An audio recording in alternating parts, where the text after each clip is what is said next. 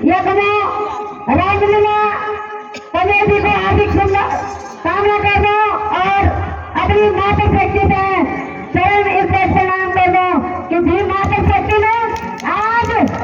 हमारा देश में विदेश में हमारा उत्तराखंड में एक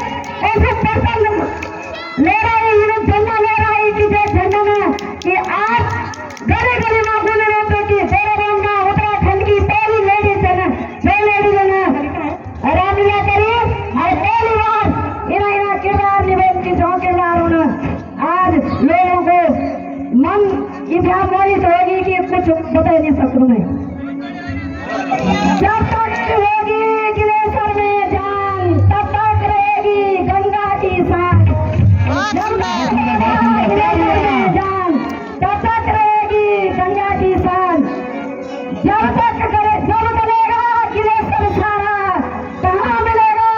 गंगा किनारा कहाँ मिलेगा गंगा किनारा बिना गंगा की लाश पड़ेगी चार कुत्तों की मौज पड़ेगी चार कुत्तों की मौज पड़ेगी बिना गंगा की